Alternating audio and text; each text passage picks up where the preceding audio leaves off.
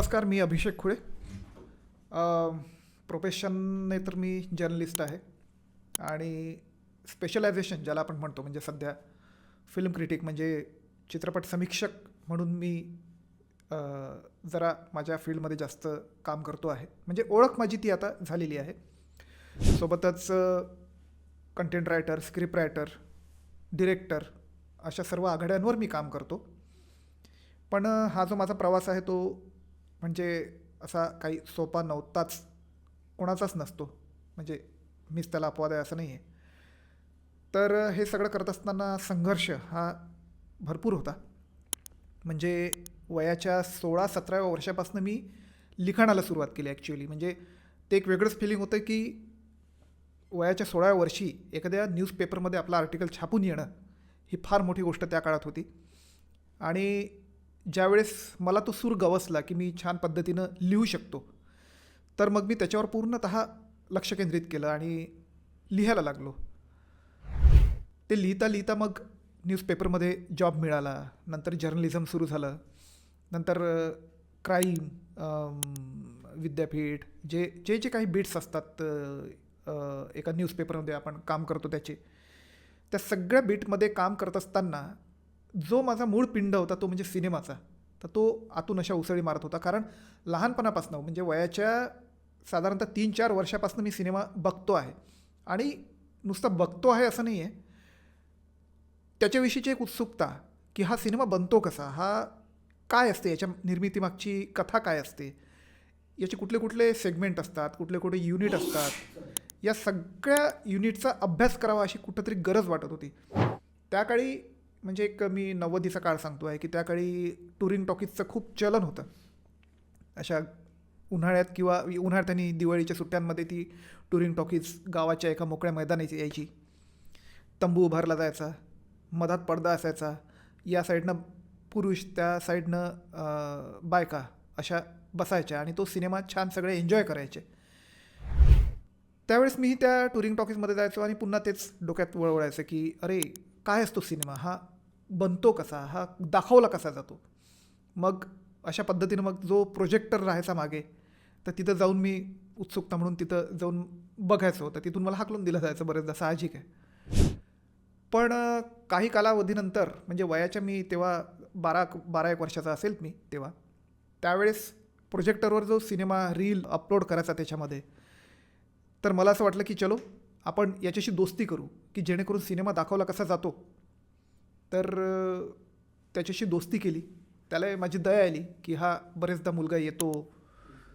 आणि मग झालं तिथं माझी नोकरीच म्हणा ते. कारण 1 तास तिथं मी राहायचो, ते रीळ बांधण्यात म्हणजे अपलोड करण्यात त्याला मदत करायचो. यातनं मला कळत गेलं की सिनेमा दाखवतात कसा, काय असतं. इव्हन त्याच्यानंतर जे पोस्टर रंगवणारे जे असतात त्यांच्याजवळ मी तासंतास जाऊन बसायचो. कारण आधी पोस्टर असे रंगवले जायचे, म्हणजे आजच्यासारखी जी डिजिटल प्रिंट नव्हती किंवा काही, पोस्टर रंगवले जायचे. मी त्या फील्डमध्ये जाऊन बघायचो. असं करता करता माझी कमाई काय असेल त्यावेळेस, तर रीडमधून ज्या काही फिल्म्स पडतात ते असे, तर ते मला मिळायच्या, ती म्हणजे माझी कमाई. आणि मी खूप अभिमानानं ते माझ्या मित्रांना दाखवायचो की बघा माझ्याजवळ इतकी इतकी रीळ जमा झाले. आणि मग ते सगळं कादर खान दिसायचा, शक्ती कपूर दिसायचा, अमिताभ दिसायचा, मिथून दिसायचा. फार बरं वाटायचं ते. छान छान फिलिंग होतं त्यावेळेस. तर मग मी जेव्हा अमरावतीला हे सगळं न्यूजपेपरमध्ये प्रत्यक्ष काम करायला लागलो, तर सिनेमा फक्त बघण्यापुरता मर्यादित होता माझ्यासाठी की चलो शुक्रवारी सिनेमा रिलीज झाला की आपण फक्त बघायचा बस. सिनेमाचा वेळ कमी झाला नव्हता. पण ते मी माझ्या प्रोफेशनमध्ये कसं आणलं त्याची पण एक वेगळीच कथा आहे. की मला आठवते की चोरी चोरी चुपकी चुपकी नावाचा एक सिनेमा त्या काळात रिलीज झाला होता आणि तो वादात सापडला होता. त्याचं प्रदर्शन जे आहे ते वादात सापडलं होतं काही कारणास्तव. तर ती बातमी त्या डिस्ट्रीब्युटरच्या आग्रहाखातर मला करायला मिळाली. आणि तिथूनच मला हे असं वाटलं की नाही, मी सिनेमा हा विषय मी माझ्या प्रोफेशनमध्ये आणू शकतो. त्यावेळेस असं अमरावतीमध्ये काही असं चलन नव्हतं की सिनेमावर कोणी लिहिणारं किंवा हे. पण माझं नशीब म्हणा त्या वयात की मला ती संधी मिळाली एका डिस्ट्रीब्युटर मित्राच्या मदतीनं. आणि मग मी ते सिनेमावर कंटिन्यू लिहत गेलो. ते लोकांना आवडत गेलं की नाही बुवा, सिनेमा या विषयावर काहीतरी पेपरमध्ये छापून येतं आहे. कालांतराने मी नागपूरला आलो आणि नागपूरला आल्यावर मोठ्या पदावर आलो अमरावतीपेक्षा. तर हे सगळं करत असताना माझे संपादक श्रीपाद अपराजे सर त्यांनाही वाटत होतं की नाही बाबा हा सिनेमा याच्या आवडीचा पिंड आहे, सगळं हे आहे आणि बऱ्यापैकी तो जाणतो, अभ्यासक आहे या फील्डचा. तर त्यांनी मला तशी संधी दिली की बाबा तू रिव्ह्यू करू शकतो आणि मग मी त्या काळात रिव्ह्यू करणं सुरू केलं नागपूरमध्ये असताना.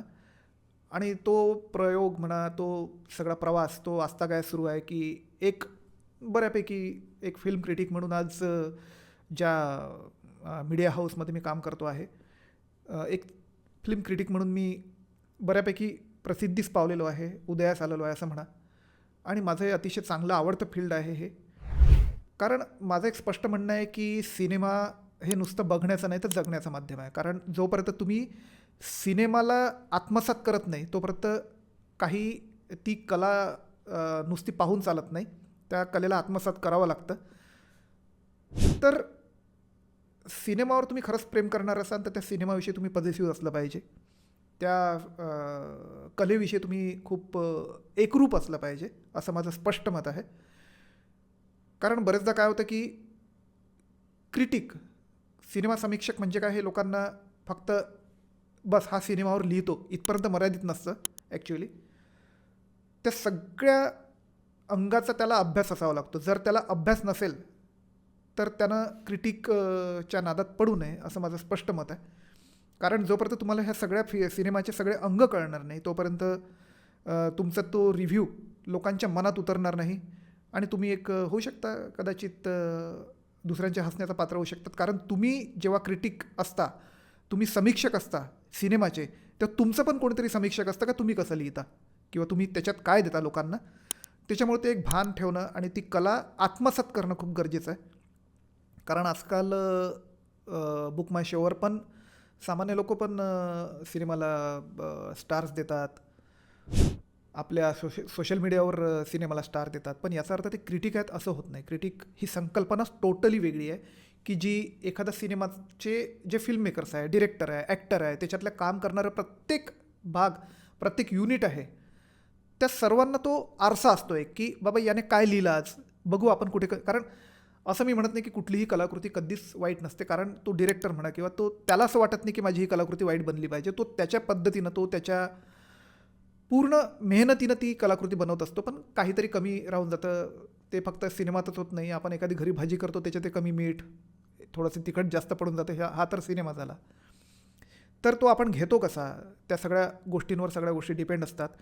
त्याच्यामुळं आमचं तर ते कामच आहे की चांगलं झालं त्याला चांगलं म्हणायचं, वाईट झालं त्याला वाईट म्हणायचं. म्हणजे वाईट म्हणायचं म्हणजे ते किमान लक्षात आणून द्यायचं, मी वाईट म्हणत नाही आहे. तर हे सगळं फील्ड जे आहे सिनेमा क्रिटिक्सचं किंवा सिनेमा समीक्षकाचं, याच्यात भरपूर स्कोप आहे. फक्त एवढंच आहे की जोपर्यंत तुम्ही एक समीक्षक म्हणून तयार होत नाही तोपर्यंत समीक्षक म्हणजे समीक्षणाचा विचार न केलेला बरा. दुसरी महत्त्वाची गोष्ट की सिनेमा सतत बदलत आहे, त्याच्यामुळं तुमचं लिखाण, तुमची समीक्षा पण हे त्यात थोडीशी बदलली गेली पाहिजे. गोष्टी बऱ्याच आहेत, वेळ कमी आहे. पण सांगायचा मुद्दा असाच की तुम्हाला जर काही आयुष्यात अचीव करायचं असेल, आत्मसात करायचं असेल तर संघर्षाशिवाय पर्याय नाही, शिकण्याशिवाय पर्याय नाही. शिकणं हे सगळ्यात जास्त महत्त्वाची गोष्ट आहे. आज आपण किती काही म्हणत असलो की आज मी या पातळीवर पोचलेलो आहे, त्या संघर्षात आहेच. पण दुसरी सर्वात महत्त्वाची गोष्ट म्हणजे शिकणं असूनही थांबलेलं नाही आहे. की मी मान्यताप्राप्त एक क्रिटिक जरी असलो किंवा चित्रपट समीक्षक असलो तरी मी हे नम्रतेने नमूद हेच करू शकतो की मी पण अजून शिकतोच आहे. कारण मला माहिती आहे की भविष्यात आव्हानं भरपूर आहेत. तुमचं सगळं वातावरण बदलतं आहे.